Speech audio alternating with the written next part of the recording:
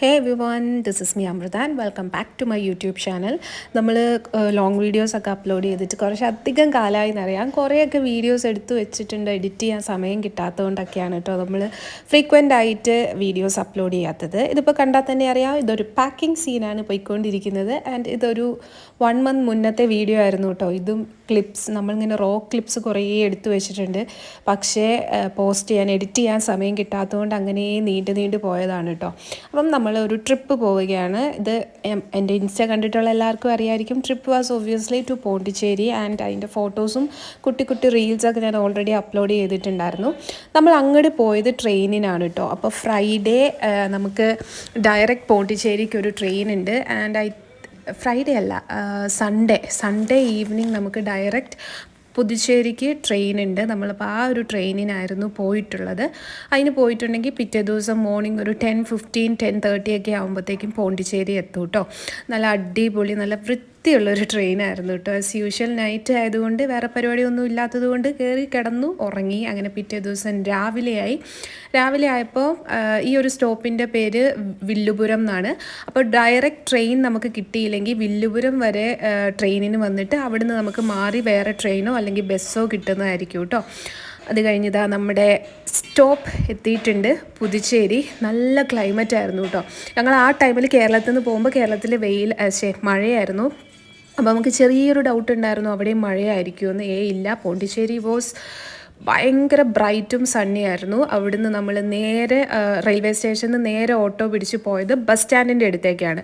അവിടുന്ന് നമ്മളൊരു സ്കൂട്ടി റെൻറ്റിന് എടുത്തിട്ടുണ്ട്. ഫസ്റ്റ് ചെയ്തത് അതായിരുന്നു കേട്ടോ. അവിടെ ഭയങ്കര അഫോർഡബിൾ റേറ്റിന് നമുക്ക് സ്കൂട്ടീസ് റെൻറ്റിന് കിട്ടും. ഇതിപ്പം ഞങ്ങൾ എടുത്തേക്കുന്ന ഓൾമോസ്റ്റ് ഒരു 3 days 2.5-3 days വേണ്ടിയിട്ടാണ്. ഈ ഒരു വണ്ടിയാണ് കേട്ടോ. അപ്പോൾ ചേട്ടൻ പറയുകയും ചെയ്തത് പുതിയ വണ്ടിയാണ്.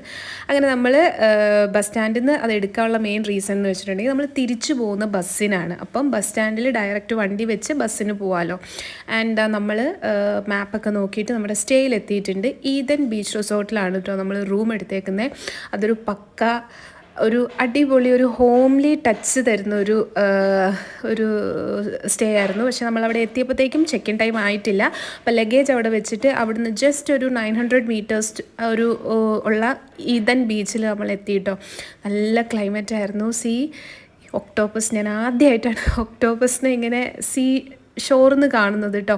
ആൻഡ് ആ ഒരു കടലിന് പ്രത്യേകതയുണ്ട്. കുറേ ഷെൽസും ഒരുപാട് കക്ക അങ്ങനത്തെ സാധനങ്ങൾ ഇതിങ്ങനെ തിര വരുന്ന അനുസരിച്ച് ഇങ്ങനെ വന്നുകൊണ്ടിരിക്കും. അത് ഞാൻ ആദ്യമായിട്ടാണ് കാണുന്നത്. അത് കഴിഞ്ഞിട്ട് ഞങ്ങൾ നേരെ ലഞ്ചിന് വേണ്ടിയിട്ട് മീൽസാണ് കേട്ടോ ഓർഡർ ചെയ്തത്. ആൻഡ് തമിഴ്നാട്ടിൽ പോയിട്ട് ടു ബി ഫ്രാങ്ക് ഞാൻ കഴിച്ചതിൽ വൺ ഓഫ് ദ ബെസ്റ്റ് മീലായിരുന്നു. അടിപൊളി ടേസ്റ്റ് ആയിരുന്നു കേട്ടോ. എസ്പെഷ്യലി ആ ഒരു ഫിഷ് കറി, അതിൻ്റെ ഗ്രേവി വാസ് സോ യമ്മി.